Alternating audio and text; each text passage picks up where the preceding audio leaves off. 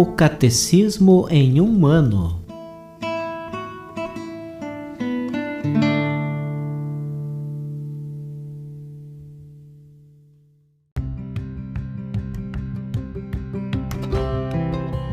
Olá, eu sou o Bruno, seminarista da Diocese de Ponta Grossa, Paraná.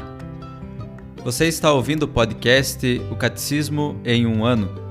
Vamos ler todo o Catecismo da Igreja Católica ao longo de 365 episódios. Estamos utilizando a tradução em português apresentada pela CNBB em 2013, baseada na edição típica em latim.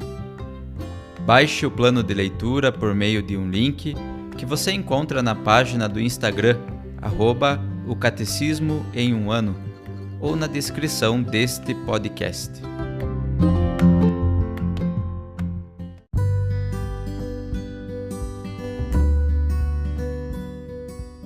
Chegamos ao dia 225 do podcast O Catecismo em um ano.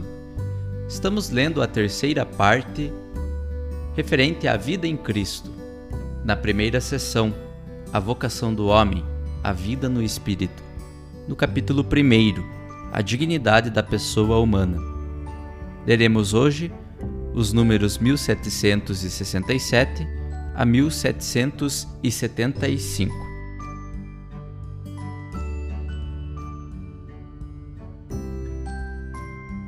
Segundo, paixões e vida moral. Em si mesmas, as paixões não são boas nem más. Só recebem qualificação moral na medida em que se dependem efetivamente da razão e da vontade. As paixões são chamadas voluntárias, ou porque são comandadas pela vontade, ou porque a vontade não lhes opõe obstáculo. Faz parte da perfeição do bem moral ou humano que as paixões sejam reguladas pela razão. Os grandes sentimentos não determinam a moralidade nem a santidade das pessoas. São reservatório inesgotável das imagens e afeições em que se exprime a vida moral.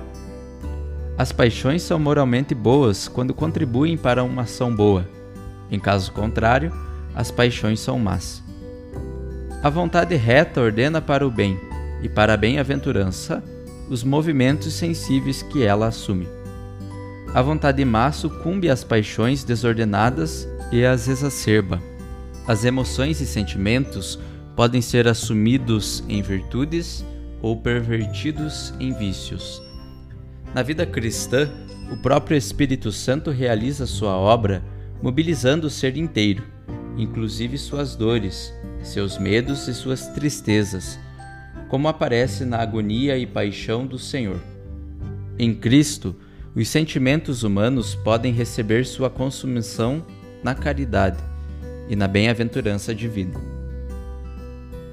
A perfeição moral consiste em que o homem não seja movido ao bem exclusivamente por sua vontade, mas também por seu apetite sensível, segundo a palavra do Salmo: "Meu coração e minha carne exultam pelo Deus vivo." Salmo 84, versículo 3. Resumindo, os termos paixões designam as afeições ou os sentimentos. Por meio de suas emoções, o homem pressente o bem e suspeita da presença do mal. As principais paixões são o amor, o ódio, o desejo, o medo, a alegria, a tristeza, a cólera.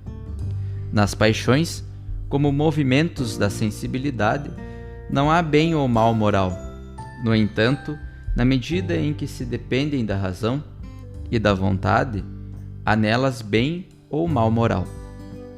As emoções e os sentimentos podem ser assumidos em virtudes ou pervertidos em vícios.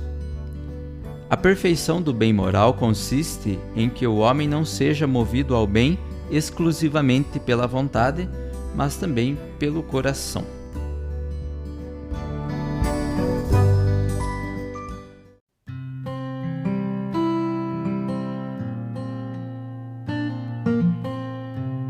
Olá, eu sou o Yuri, seminarista da Diocese de Ponta Grossa, Paraná. Como um comentário adicional ao episódio de hoje, vamos ouvir a leitura de uma catequese do Papa Francisco, Audiência geral de 30 de novembro de 2022. Catequeses sobre o discernimento, a consolação autêntica.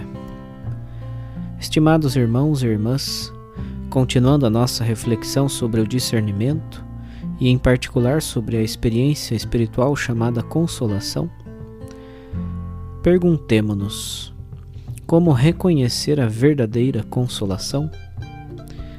É uma pergunta muito importante para um bom discernimento, para não sermos enganados na busca do nosso verdadeiro bem. Podemos encontrar alguns critérios num trecho dos exercícios espirituais de Santo Inácio de Loyola. Se nos pensamentos tudo é bom, diz Santo Inácio, o princípio, o meio e o fim, e se tudo está orientado para o bem, este é um sinal do anjo bom.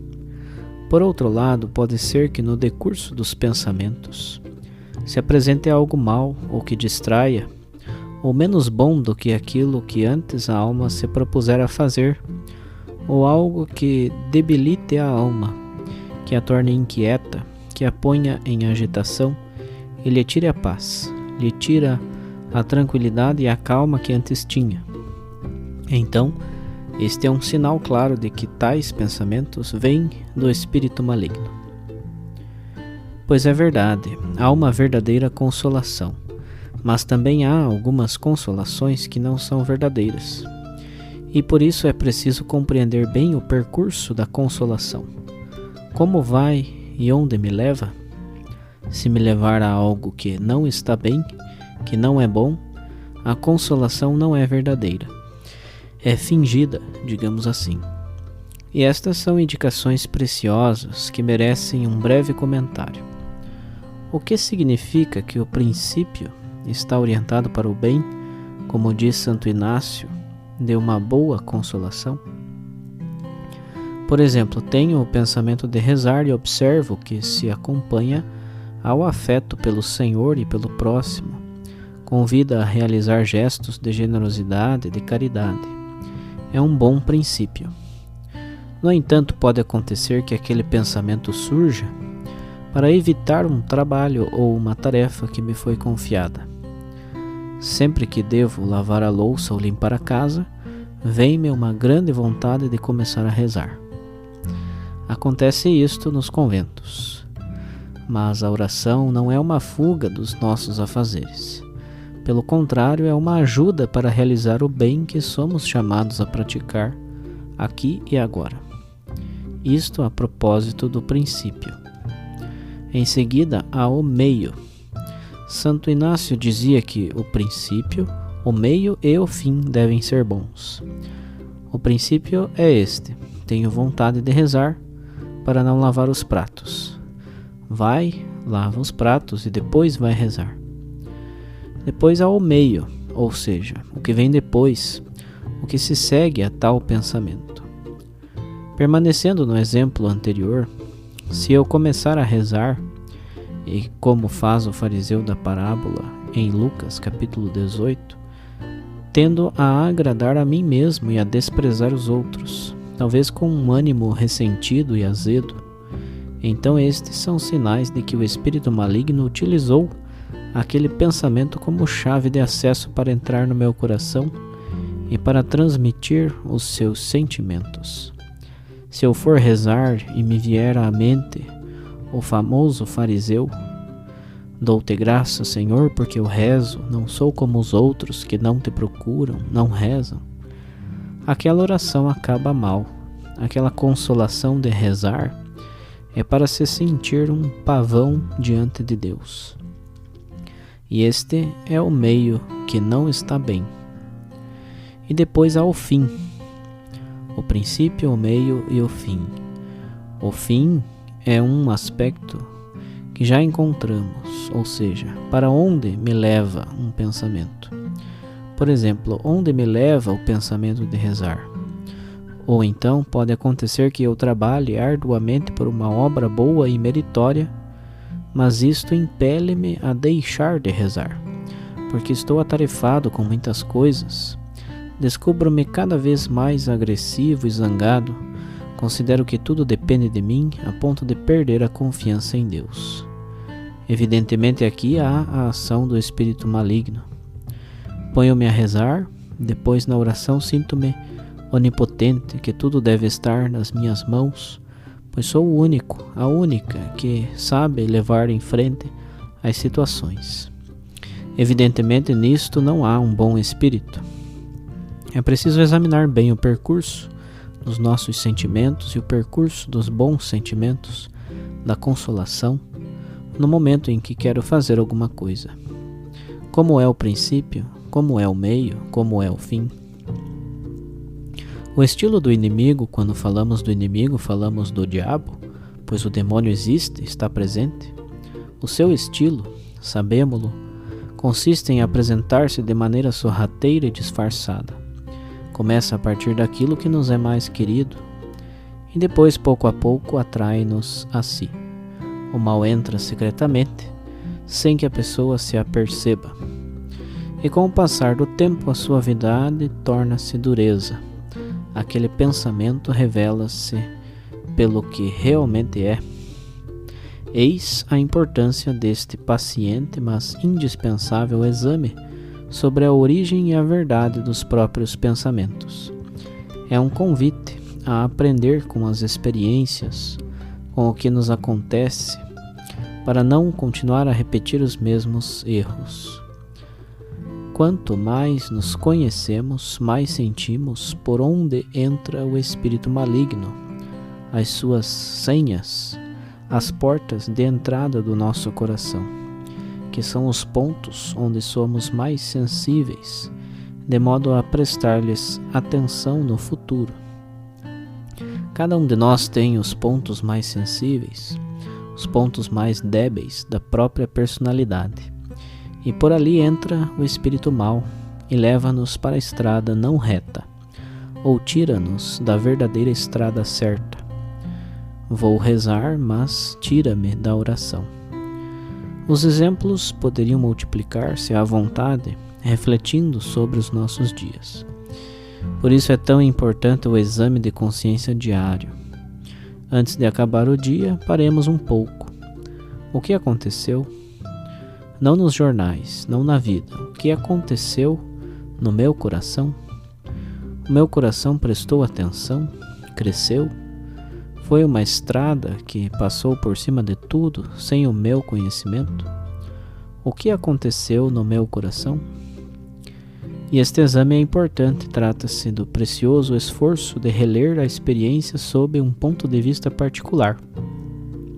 É importante compreender o que acontece. É sinal de que a graça de Deus age em nós, ajudando-nos a crescer em liberdade e consciência. Não estamos sozinhos, é o Espírito Santo que está conosco. Vejamos como correram as coisas. A consolação autêntica é uma espécie de confirmação de que estamos a cumprir o que Deus quer de nós, que percorremos os seus caminhos, ou seja, as veredas da vida, da alegria, da paz. Como efeito, o discernimento não é simplesmente sobre o bem, nem sobre o máximo bem possível, mas sobre o que é um bem para mim aqui e agora. É nisto que sou chamado a crescer, colocando limites a outras propostas atraentes, mas irreais, para não ser enganado na busca do verdadeiro bem. Irmãos e irmãs, é preciso entender, ir em frente na compreensão do que acontece no meu coração. Por isso é necessário o exame de consciência para ver o que aconteceu hoje. Hoje zanguei-me ali, não fiz aquilo, mas por quê? Ir além do porquê é procurar a raiz destes erros. Mas hoje fui feliz, porém estava aborrecido porque deveria ajudar aquelas pessoas, mas no final senti-me satisfeito com aquela ajuda. E há o Espírito Santo. Aprender a ler o livro do nosso coração, o que aconteceu durante o dia. Fazei isto, apenas 2 minutos, far-vos-á bem, vô-lo garanto.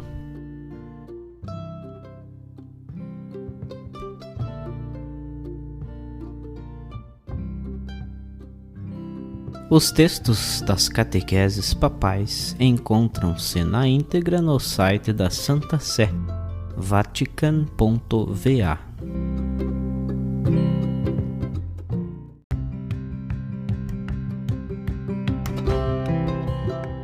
Você acaba de ouvir mais um episódio do podcast O Catecismo em um Ano. Continue nesse bom propósito de aprofundar o conhecimento e a vivência da fé católica e procure participar da sua comunidade. Rezemos por todos que estão fazendo esse caminho de leitura do Catecismo. Até amanhã!